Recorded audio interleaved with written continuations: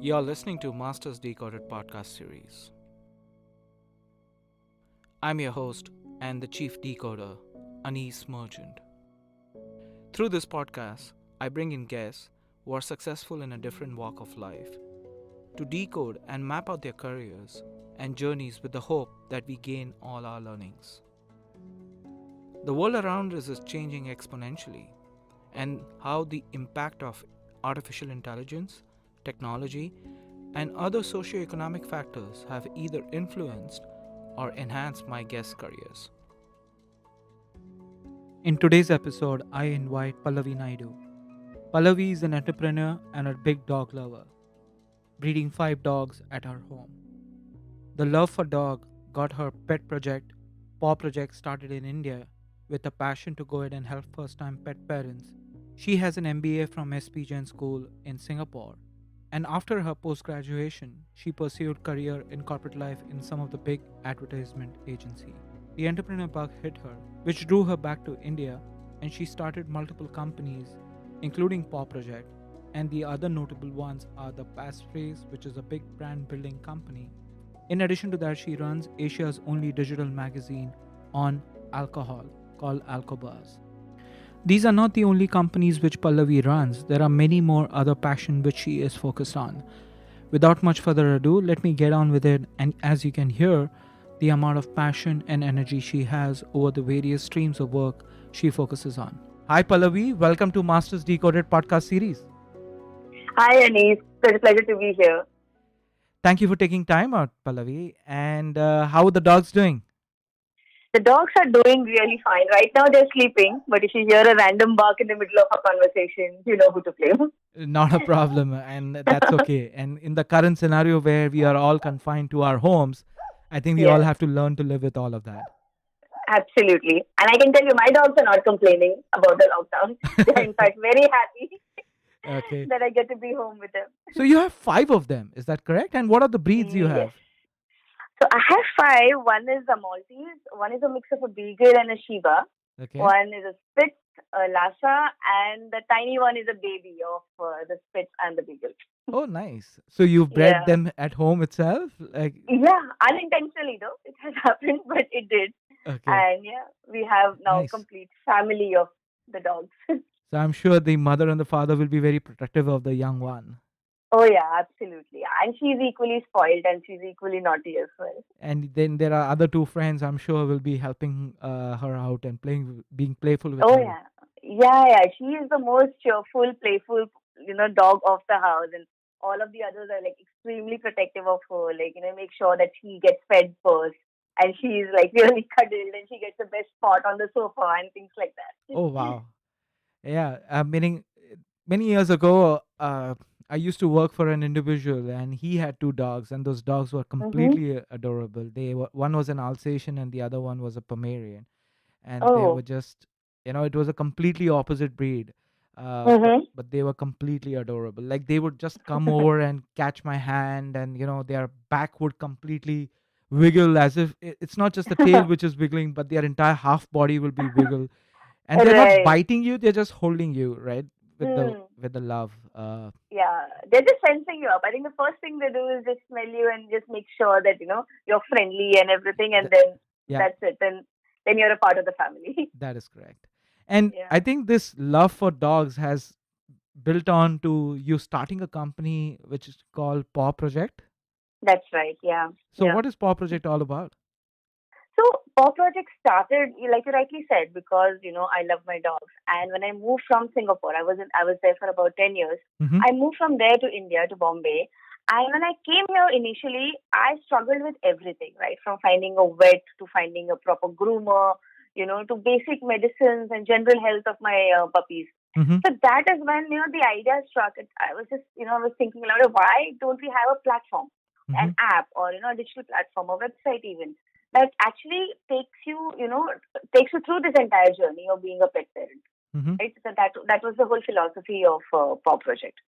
So that is how it started, and that's how we kind of built it, and then we kind of added a lot more features to it. But fundamentally, it is just helping pet parents become better parents and better to take better care of their puppies.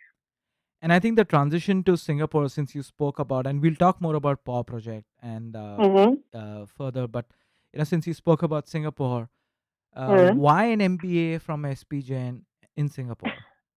Oh, that was completely out of the blue. It Okay. actually happened. It was not really planned at all. I was always keen to go to Harvard. I was actually saving up my MBA for that. So Mm-hmm. the difference, like in number of age, in number of years, was actually 10 years. It took for me to complete my undergrad to doing my MBA. Oh So wow. that actually was the time period. And I was saving it to do my MBA from Harvard, but somehow it just happened that, I was in Singapore. I had recently got my PR from Singapore, Mm-hmm. and it just made it easier. Financially, also, it was a good decision to just do it there Okay. and kind of get done with it because I was, also tired of waiting. So it just happened. But you did end up doing some program with Harvard, right? I think Yes, you. because yeah, I couldn't hold myself back. I had to actually eventually do it. So I did Okay, my organizational leadership from Harvard after that. that's impressive. And then you continue to stay on in Singapore, and you've had an interesting background. I think you worked with some of the greats from an industry perspective, which is Thank Leo you. Burnett and Ogilvy and Hmm. Publicis Sapient now. Uh, Talk a little bit about that. Like, what was that background? What was that career all about? Hmm. So I've always been a marketeer pretty much all my life. Mm-hmm. And fortunately or unfortunately for me, somehow I've always ended up in the digital side of things. So Nice. although I have worked with all of these agencies, with Ogilvy or a Burnett or whatever, I have always been on the digital side, never been on the mainline side at all. So that kind of gave me an advantage or an edge to kind of always be at the forefront of everything that was happening. Hmm. Be it, the whole era of websites and e-commerce, or your CRM that was happening, or even social media, when companies started seriously considering, let's have a Facebook page sort Yep. of a thing. I was right there at that time. So I think for me that has been a very interesting journey. I started my career with event management. That's how I kind of got into the thick of things. And I always enjoyed the whole brand story and, building the entire narrative around brands. I think that's what kind of attracted me to advertising in the first place.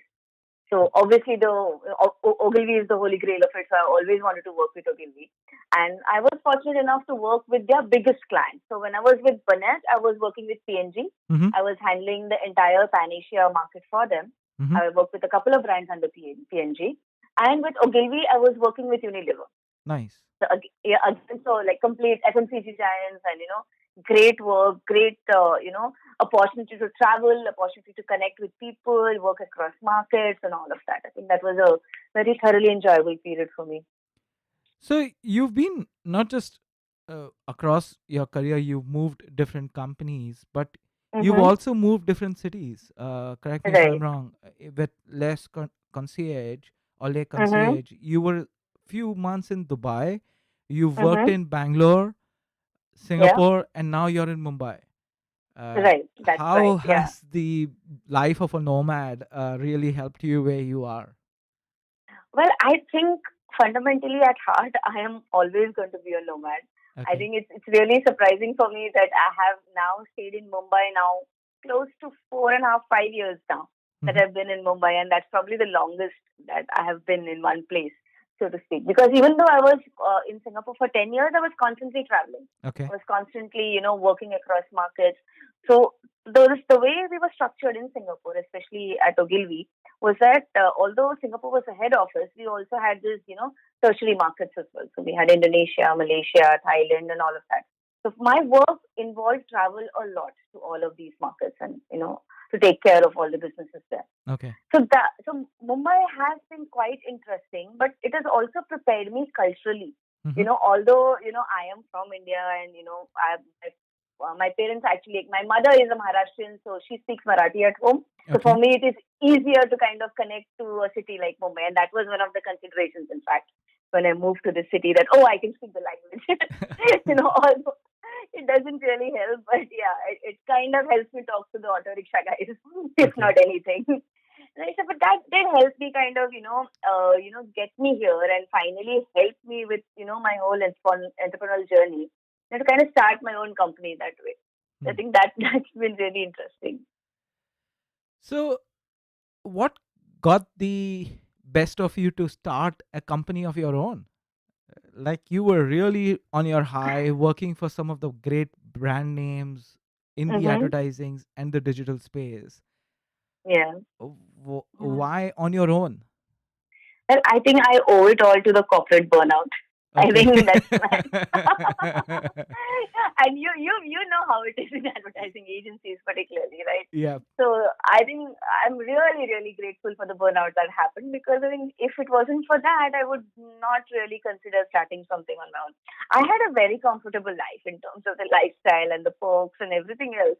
It was very comfortable, but that comfort came at a price, Hmm. right? And I always believe that, I think I read this somewhere, that, if you're not working for your own dream, you are just helping somebody else build theirs. Yep. So I thought, if you have a dream, at least if you have a slight idea of what you want to do, I think just give it a chance. It's just a couple of years of your life, It Yep. works, it works. If it doesn't, you just lost a few years, it's fine. In the grand scheme of things, it really doesn't matter, Yeah. right? So, but I think I thought I owed that to myself, and I took that leap. And Hmm. fortunately, touch wood, for me, it's worked out so far. And you spoke about the grand scheme of things. So, what is that grand Hmm. scheme which what is your grand scheme thoughts or That's dream? that's the evil master plan of world domination. An evil master domination in the alcohol space or in the pop project space? Well, it started with Pop Project, and Okay. getting into the alcohol space actually just happened by chance. In fact, I Okay. never, if you probably would ask me this like 5 years ago, I would not have imagined having anything to do remotely with alcohol or drinking at all. Okay. So I was that I used to drink socially, of course, but Mm-hmm. I was not really. I never considered this as a career choice. Right. So this just sort of happened. The idea started with a blog. In Mm-hmm. fact, I thought, let me start putting down my ideas. I was a whiskey drinker, Mm-hmm. and I thought, let me start putting my thoughts on whiskey. Let's see where that goes. Because at that time, I'm talking about 3-4 years ago almost. At that time, there was really no platform that spoke about a woman's point of view on whiskey, Hmm. and that I thought was very interesting. And that I'm talking about, across Asia, and I didn't come across anything. India also, I didn't come across anything. So I thought that will be an interesting conversation to have, or at least a conversation to initiate. Okay. So that is how it started. It kind of organically took a form of, a magazine to where it is right now. And Okay. I think it's been a wonderful journey, and it just happened. I think it just kind of, the idea grew organically from the blog to a digital platform to now a magazine. Wow. And you almost run three companies at the same time, if I correctly The understand. three, yeah, those are the three that are listed on my LinkedIn, but I actually have more. Wow. Okay. So you're a person of many. Uh, you're basically you have your 10 fingers. You have 10 of them. Like each one of them dipped into certain things. Yeah, but the pie is the same. It's all the alcohol industry only. Wow. Okay. Yeah. So talk. What all you do apart from the three, which at least I'm aware of. Right. So we spoke about the pop project. I think that's pretty straightforward. Yeah. Alcohowl was one of the companies that I started initially. I'm no longer with them, but that was one of my first first step into this industry. In fact, Okay. ALCOBUZZ is the magazine that you know Okay. about. That's a digital magazine that is right now doing very well, and it is distributed across Asia. Okay. So that's the digital. It's a one of a kind magazine. If you've seen the magazine, it's like a Yep. complete flipbook experience, and this is the first magazine that in fact talks to the consumers about alcohol. So Hmm. all the other magazines in this space predominantly have been trade magazines. Hmm. So you have all your sommelier magazines and you have your spirits magazine. So these are all talking about the alcohol beverage trade. They're Yep. talking to different people in the trade, but they're not really talking to the consumers through a magazine format. So Yep. this was the first one in this space, and it's doing really well. Apart from that, I run a consultancy as well. It's a digital marketing consultancy. It's Mm-hmm. called Paraphrase. Mm-hmm. That is mainly in the SMEs and startup space. So we help a lot of S&D companies, particularly Mm-hmm. in this space. So that's a consultancy. We also have a content production company called Studio Buzz. So where a lot of the back-end the production work happens for the Hmm. content that we create. Wow. So that is Studio Buzz. So now, because we do so much of a work with alcohol and with drinking, I Mm-hmm. also run this responsible drinking initiative called None for the Road. Okay. So None for the Road actually ties up with a lot of these government organizations, with traffic police, with highway police, etc., to promote the message of responsible drinking. We basically are telling people that don't drink and drive. So Hmm. we do a lot of on-ground activations and events, etc., that actually tell people to, be responsible with their drinks. So that's the NGO side, the not-for-profit side of the business. Do you sleep? Sorry, I do. That you have to ask my dogs. I don't sleep because of them. My business doesn't keep me awake. My dogs do. Okay. Wow, that's a lot of. No, it is interesting that you've created an ecosystem around, because Hmm. you have your own personal experience doing your own startup, so you know Right, what marketing needs to be there to drive a digital magazine or a magazine business. But right, taking that same experience and your past experience, you started your own company, and Paw Project is more of a passion because it's something which is near and dear to you. and right. Absolutely, yeah. and the Hmm. social project allows you to have a differing view of alcohol, which Yeah, supports the cause, right? It's yeah. alcohol today in India, specifically. People, if somebody drinks, whether it is a man or a Hmm. woman, it's a stigma. It's more than anything Correct. else. Though things are changing in urban cities, but Hmm. still in the other parts of the world. In fact, I had a discussion with another gentleman. His name is Angad. Mm-hmm. He's with Glenn Peddick, and Right. we spoke a lot about the same topic, Hmm. interestingly. So somewhere, your area and his area aligns too. But Hmm. let's talk a little bit about, when you started off with this Yeah. concept of women whiskey, right? Mm-hmm. And Hmm. alcohol magazine. uh, Yeah. did people come back to you, say, why are you doing it? Yeah. Yeah. All the time. Okay. So, initially it was just my friends saying, how are you qualified to, talk about it? Or what do you know about whiskeys? Because Hmm. I'm obviously not officially trained in any of this. Right. I only know marketing, and that's all I have done all my life. And drinking, and particularly whiskey or gins or whatever, that has been purely passion driven. It's not really something that I've trained for. So that I was questioned. And that is when I decided that this can't be a one person thing. So Mm-hmm. if I wanted just my opinions to come out, I could very well stick to the blog that I was doing, right? That Right. would just be like a single person opinion that I want to put out. But I said this has to be a magazine. There has to be a panel. There has to be people from different walks of life talking about their expertise, giving their points of view. And then, making this really wholesome and really integrated in such a way that it actually benefits the consumer. Hmm. And if you see the tagline of the magazine, we say that we promote fine drinking. So fine drinking as a concept did not exist in India, right? So in India, typically we drink for the sake of drinking. We Mm-hmm. drink to get high. Mm-hmm. That was the misconception that was there. So taste and everything else kind of became secondary. So we said when it comes to food, if you can have fine dining, when it comes to drink, why can't you have fine drinking, Yeah. right? So that is the initiative we kind of took on board, and we said that we want to educate the consumers. We want to make sure that they know what is in the glass, what goes behind making all of that possible. The nuances of the taste, the textures, the little things that go into it. I think that is very important, and that is when the consumer will actually appreciate the brand, and then they'll be willing to pay more or less or whatever, depending on how satisfied they are. So that was the whole thought process that happened through this. So, like I said, if I wanted only my opinion, I would just stick to marketing and writing about marketing, or I just doing only that. Hmm. But I wanted this to be really holistic, and to have a proper magazine and give equal platform to everyone else as well.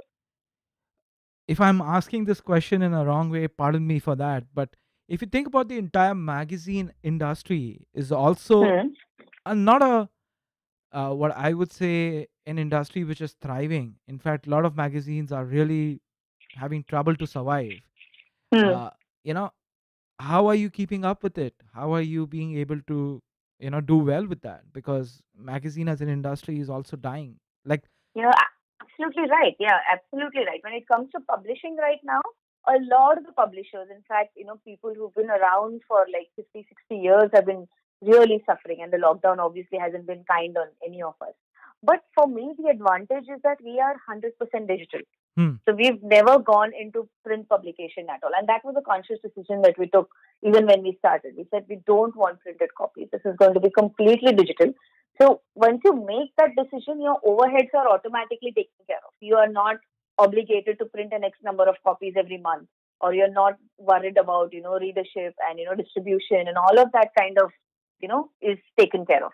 Right. So it is completely digital. And then what happens is also in India, we have a very unique situation, right? Because alcohol advertising Mm-hmm. can't be done in the mainline media. Yep. It has to be done only in digital. Yeah. And that kind of puts us at advantage because, brands come to us and say that, this is where we can actually talk openly about our product and we can openly speak about everything. I'm talking about the magazine as well as the ecosystem that I've created, obviously with social media and everything else.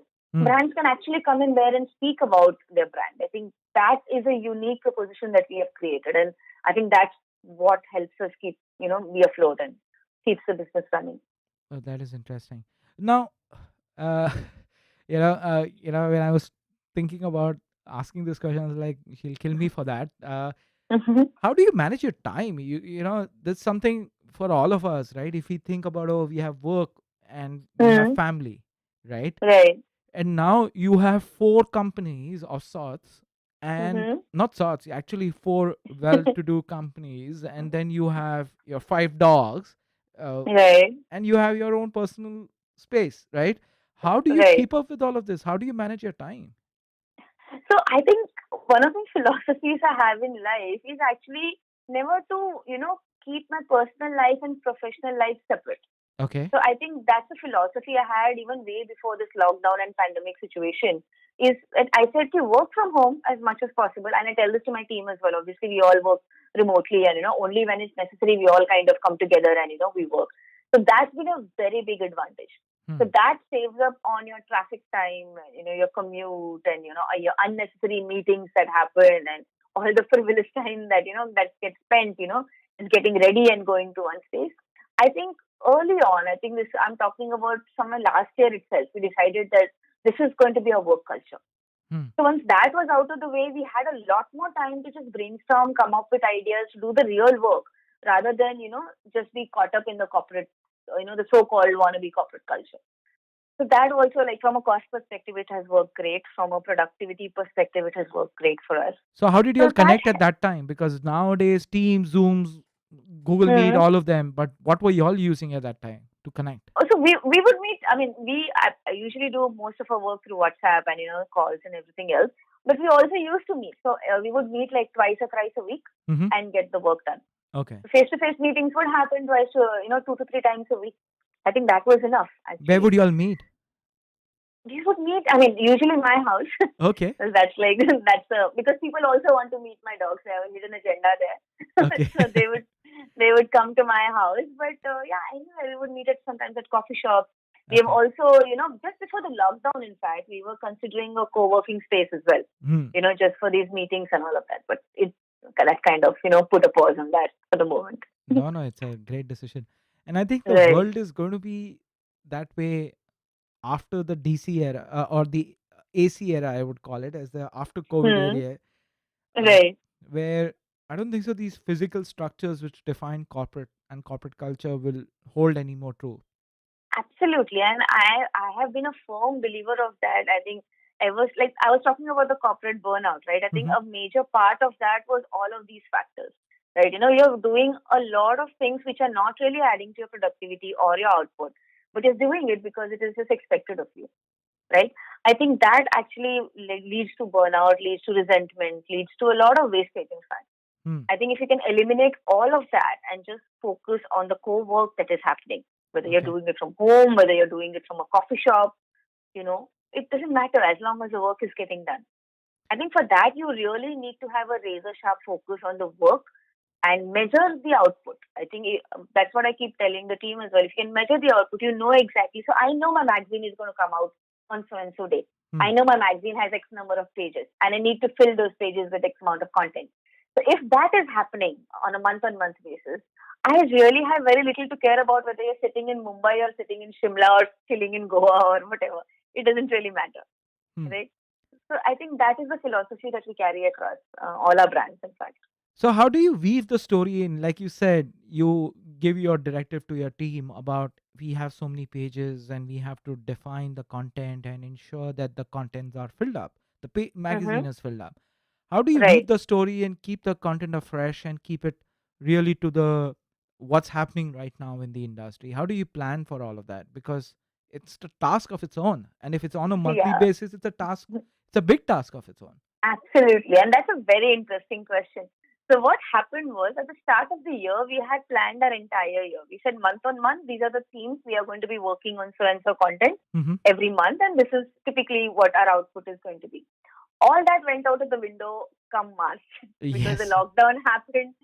Everything was shut, events were cancelled, bars were shut, and Yeah. it was just things just completely went out of the window. So we Mm-hmm. had to reconvene and we had to plan the entire output again for the the period of the lockdown because again we didn't know how long it's going to be. If it's going to be 1 month, 2 months, 3 editions, 4 editions, we had no idea. So the only option we had was to play it by the year.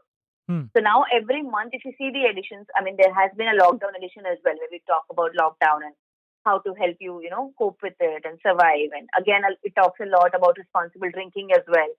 So all of that. So it has been kind of organically woven in with what's happening in the world, rather than we be on a high plane and say, okay, no, we don't care what's happening. Here are the top 10 whiskeys you should be drinking. And Okay. that doesn't work. That doesn't work that way for us. So we have to adapt and we have to understand what's happening, what's the consumer mindset at that point in time, and then adapt to it.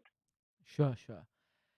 And something which is going on in my head for some time now, and I'll better ask it right now. You could have Hmm. done this sitting out of Singapore as well. Absolutely. My parents ask me that all the time. Why Mumbai, and what got you back to India? No, you Well, I did think. explain why Mumbai earlier, but what got you back Uh to huh. India? Well, I I really cannot explain that. I mean, it has been a decision that has been at the back of my head for some time. So Okay. when I went to Singapore for the first time, it was actually with this company, Le Concierge, and I was setting up their office in Singapore. Mm-hmm. Completely new city, completely new country rather, completely new cuisine, culture, everything. And I was obviously initially very, it took me some time to get comfortable there. Right. So I gave myself a year. I said, I am going to do this for a year, see how it goes. And, it looks good on my resume and I'm going to come back. I ended up staying for 10 years because I fell in love with the city. I fell in love with the people. And because I also did my MBA from SP Jain, I had a very great circle of friends, Indian friends as well. So it kind of became home. It kind of became very comfortable. But I think towards the end of that period, I started to feel the pangs of, being homesick. Obviously, my parents also were not young anymore, Yeah. like the time that I left. So that was a major factor that, okay, if I have to come back, it has to be now because the more I delay it, it is not going to happen. And Hmm. also, there was this thing at the back of my head, I had to do something on my own. I had to start something on my own. Okay. I think things kind of fell into place. Okay. So let's talk a little bit about family. And if I have to go ahead and ask your parents, how was Pallavi Mm-hmm. as a child? What would you think they will define it as? Oh my God, you'll have to ask my dad, and I'm sure the first thing will come up is naughty. I was Okay. extremely naughty, but I was very quiet child. So Okay. I would do something naughty, but I would, be the most quiet, docile person in the room. Okay. So I think I was probably like that. But and growing up also, I was a very normal child at school. I was not really, vivacious or the most outspoken in my class. Hmm. But that's how I have been. But I have always been interested in the creative side of things. So Okay. I have done everything as a child, right from learning how to paint to learning how to dance, sing, which was like very very unsuccessful, but like I did try to sing at some point in time and Okay. all of that. So I think, yeah, I was very creatively inclined, but also extremely naughty. So when I look further into this, Hmm. how has because being from India, going to Singapore, and then coming back, Right. and doing things on your own, how has family really supported you or motivated you or influenced you to where you Hmm. are and what you do today? So I think family, although they don't say it in as many words, I think they have been the biggest pillars of strength, Okay. right? Because like you said, being from India, for a girl to go out and live in another country for 10 years is not very common, Mm-hmm. right? Especially because I come from this place called Belgaum, which is one of the smaller towns in Karnataka. Yep. So I was born there, I was raised there, and I come from there. And in that town, it's really not that common for a girl to say that, oh, I'm not going to get married. I'm just going to spend 10 years in a foreign country and come back. Yep. Right? So they were completely supportive of that. They never once questioned me. They never once said anything against that. And they were very supportive of my career choices. My dad did not understand what Ogilvy was. My dad did not know what Burnett was, or for that matter, in digital, what did I do except for make websites. I think if you ask my dad to define my career at that point of time, he would probably tell people that I make websites for a living. So yeah, so although that was a level of understanding, but I think he was extremely supportive of everything. Okay. Right? So similarly, so when I came back and I got into this alcohol space, my dad is a complete teetotaler. He doesn't drink at all. Okay. And yeah, so he was also completely supportive even then. Like, he never questioned that, oh, you're a woman and why are you doing this, or why are you getting into this typically male dominated industry, and it is not safe, or none of that conversation even happened in the house. So I think I'm really grateful that he's actually, given complete trust, to me, and he said, like, just do whatever you want. I know you're going to be successful. So, if I just weave this further, like, who's your mentor really today? Like, if you have to look up, because you've had some of the great working experience with some of the great, advertising players in the industry. Do you consider any one of your past mentor or your manager as your current mentor as well, or do you look up to somebody else right now? Unfortunately, within the industry, I have not found anybody who I would, say that, that this person is my mentor or whatever. Okay. And that is very unfortunate, because I would have liked somebody to be there and, to guide. So when I got into this space, I was completely on my own, completely, with the new market. And because when I came back to India, also India was itself a new market for me. So I had never really worked in this space, or especially given the alcohol space, it was completely, blue ocean for me. So it was new, and there was no one really to guide me at that point in time. But obviously there are huge figures, that have always inspired me. Somebody like Michelle Obama, for that matter, who so gracefully conducts herself. I think I really look up to her. Even in the content space, in the space that I am in, Lily Singh, if you know, the YouTuber, right? Yep. The way she has, created the entire ecosystem for herself, right? Her own personal branding, as well as what she does for other aspects of her life. She has her own show now, late night show with Lily. I think she is extremely inspirational. And, and a mentor for that matter, who is the editor-in-chief of Vogue magazine. She is brilliant. I think she has an entire career built out of publishing. Yeah. And she and I share the same hairstyle, so okay. I do kind of look up to her that way. Very so there have been people like this who I find really inspiring, and I feel that they have contributed immensely to the work that they do. But in real life, on a face-to-face basis, unfortunately I don't have a mentor like that. So it's so you spoke about that when you started off, you were completely on your own. So, if somebody has to do this, if I have to think about starting my own magazine, how much time did it take you? So you become my benchmark, let's say, or somebody can take you as how much time did you take to start your own magazine? So, well, the seed of the idea was there for the last 2 years. Okay. Right? So for that to translate into the magazine, it took me longer, because I was also doing 10 other things that I spoke about. Right? But if, let's say, given a choice today, if I were to go back and remove all these distractions and say that this is the sole intent and I want to just launch a magazine, it would probably not take me more than a couple of months, like 3 to 4 months, to do the initial research, set up, hire the team, get everything in order. I think 3 to 4 months we'd be ready to launch the first magazine, the first edition. Very interesting. And you spoke about team and all of that. How is this all being funded? Self-funded? You're getting support? Self-funded. Wow. Self-funded as of now, yeah. Self-funded. And okay, that's an impressive, stint. So you spoke about 3 to 4 months you could have done this. Do you repent that you could have done this earlier, or do you feel this was the right time to actually launch it? there are some aspects I felt that that could have been done earlier, but I guess it wasn't the right time for it. So magazine, definitely, I think the timing is right because a lot of people are consuming digital content very voraciously right now, Yeah. given the lockdown period. So for me, this is the perfect time. But a couple of things I would have loved for it to happen earlier. Like for example, last year we were speaking about the entire online sales of alcohol. We Mm-hmm. wanted to create a platform with our content platform, the magazine, etc., to also enable people to buy alcohol online. Mm-hmm. And this I'm talking about last year when obviously, none of that was, even on Allowed. anyone's mind for that Yeah. matter. It was not even allowed. There was so much of red tape around it. But we were working on that particular idea. We wanted to, we had a, vague timeline in mind. Ki the next 2 to 3 years, at least it will happen for sure. Because the government has to make it happen anyway.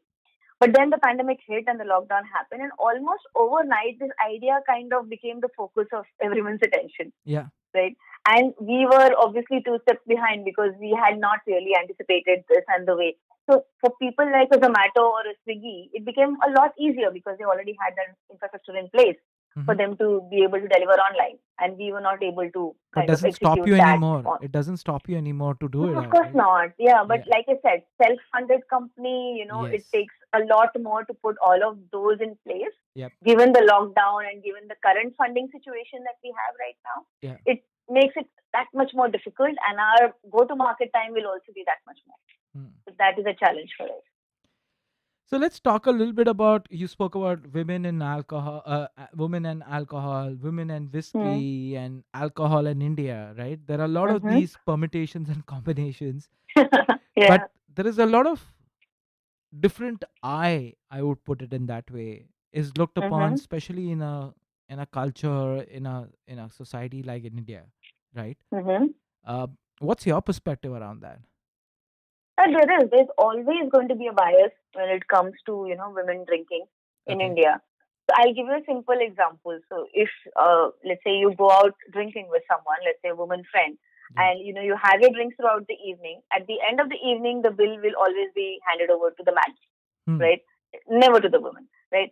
And the bias is there in very subtle things like this. So even let's say you order two drinks, like the table orders a whiskey and a beer. It is always assumed that the woman is going to either be drinking beer or one of the fruity cocktails or one of the more colorful drinks, and the man is always going to be drinking the perceived strong drinks like a whiskey or something, right? Hmm. So that is a perception, and that is a huge part of what we do is to kind of break those perceptions. So, like I said, with the the initiative that we have for responsible drinking, we do a lot of awareness work as well around it. Okay. So we were trying to just before the lockdown, one of the ideas that we had was to actually work around bars to kind of create an equal opportunity where the bill is placed in the middle of the table and not given to either of the man or the woman, and then keep it as equal as possible. That was an entire campaign that was designed around it. But you're right, the bias is there, and I think it is going to be very difficult to break it in a single time period, like a day or a month or a year or whatever. Yeah. It is going to take some time. It is going to take some time to break it down. But as long as awareness is there, see, we don't realize it, because we are in metros. Yeah. It is not that apparent for us. Like in a place like Bombay, some places have it, some places don't. I mean, the higher up you go, I think it's not even visible for that matter. Yeah. Right? But the B towns that you go, I think this is extremely prominent. Like if I were to go back to my hometown and walk into a bar, I would have 10 eyes looking at me like, what is Mm-hmm. she doing here, sort of thing. So I think that is there, and that is going to take some time to break down. No, yeah, that when you were talking about the bill or the kind of drinks, I'm a Hmm. teetotaler, by the way, uh, Okay. for the last 15 years now. Uh, Right. I used to drink earlier, but Mm-hmm. for 15 years. And if I'm out with my friends or Mm-hmm. a friend also, Mm-hmm. and probably let's say I order a juice or I order a normal club soda, and Yeah. my friend would order a drink, the drink gets Mm-hmm. placed in front of me, and the club soda always gets placed in front of the other person, right? Exactly. Yeah. And yeah, and there are these subconscious bias also, which is there. Right. Hmm. Typically, we as men, uh, Hmm. we always assume that okay, we are going to pay the bill, right? Correct. Yeah. Which is wrong, candidly. Yeah. But Yeah. it's that subconscious mind which takes over in those Right. situations.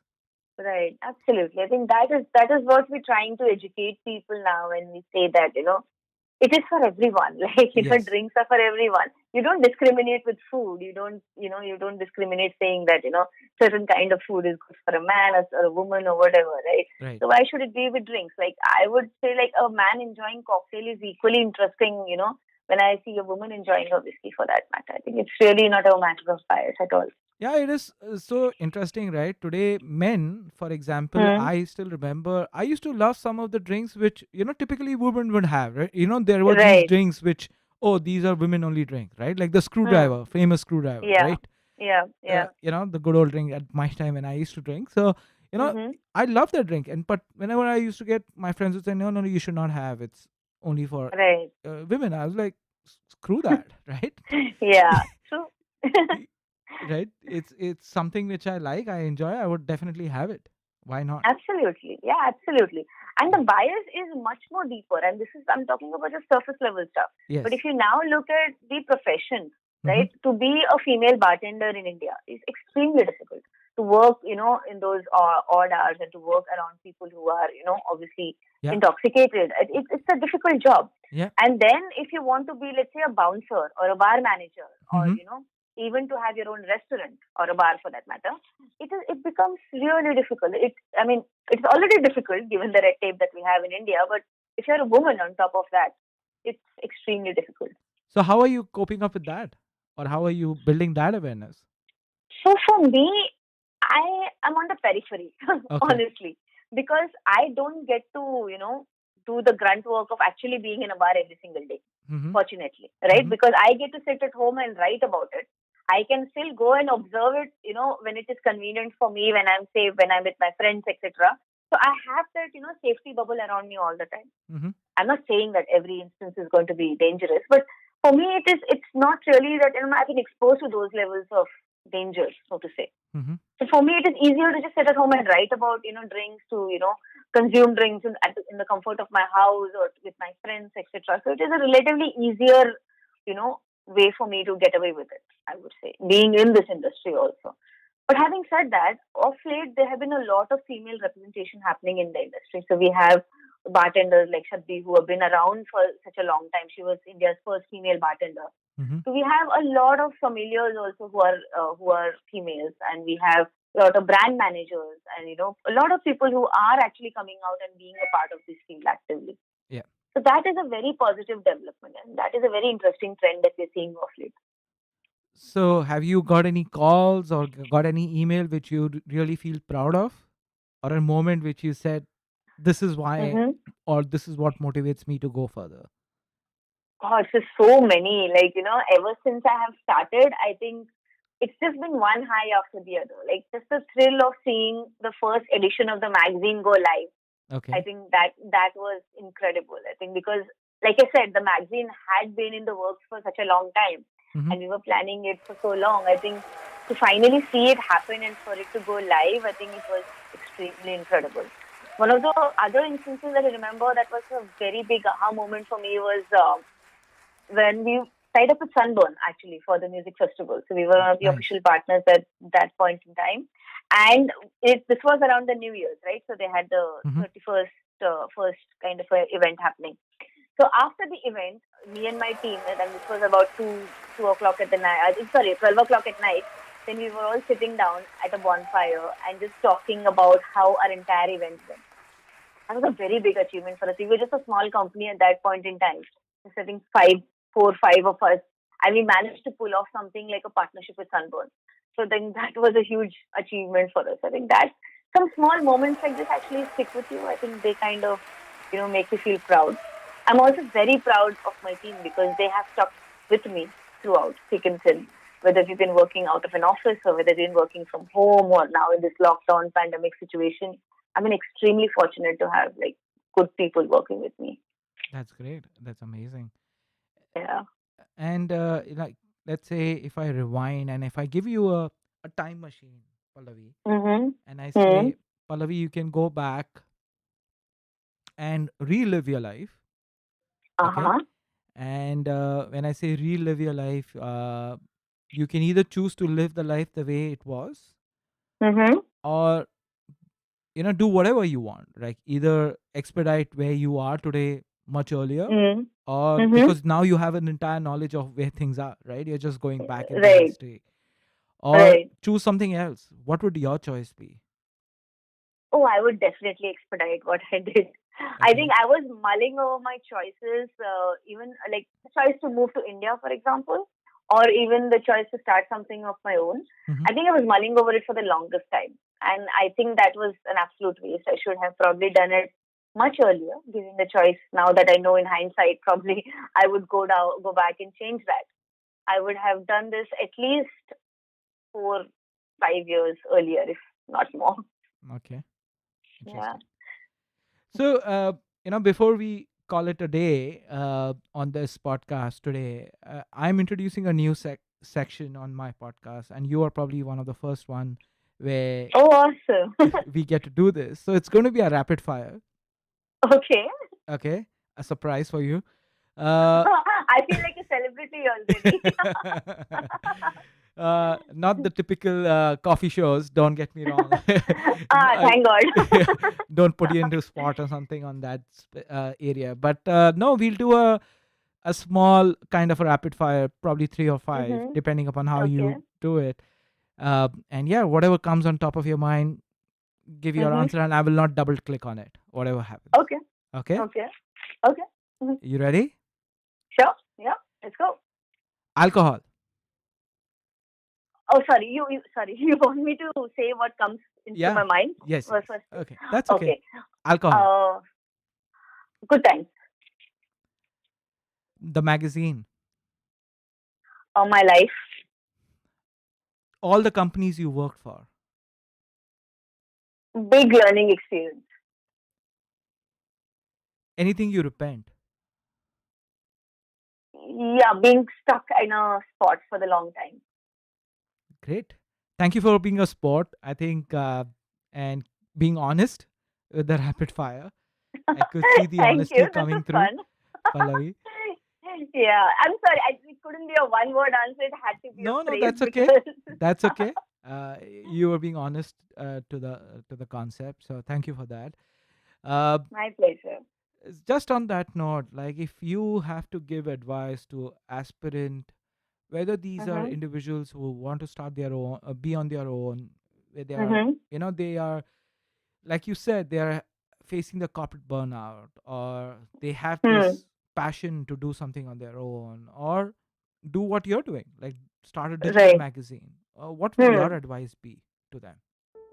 I think from whatever I've said so far, I think I mentioned earlier, like my biggest regret is not doing it earlier, right? So for whoever wants to do it right now, I think they should just go for it, right? Like I said earlier also, like life is too short to be working for somebody else's dream. Like if you have a dream, give it a shot, make it happen. I think that is something that you're not going to regret. Irrespective of the financial success of your company, you are not going to regret giving yourself a chance. So taking a chance on yourself and betting on yourself is always a good idea. So be clear, if you have an idea, even if you think remotely it is going to help anyone or it's going to work, or if that is needed in this world today, just go for it, just do it. I think, and also go for it even if you don't have a support system. I think that has been also one of my biggest learnings, is that we always wait, to see that, oh, let my bank balance be XYZ, or let me have, 10 mentors who are there to support me, or let me have good industry support or whatever. It doesn't work that way. Just do it irrespective anyway.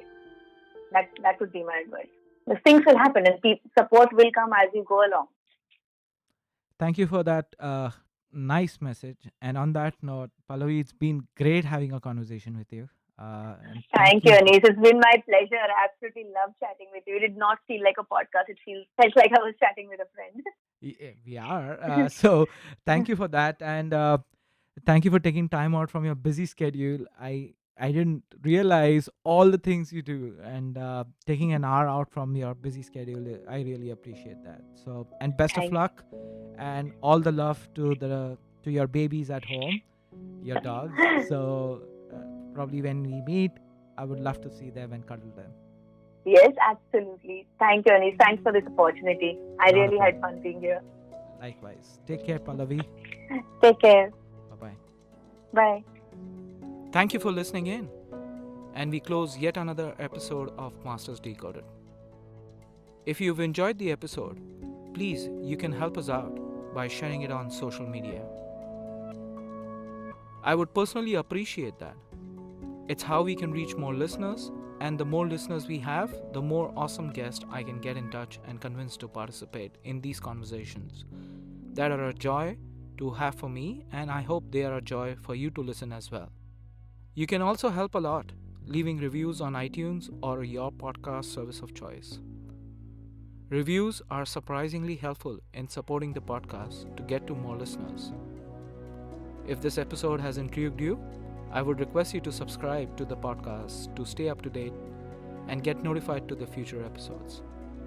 With that, I bid you and see you in the next episode.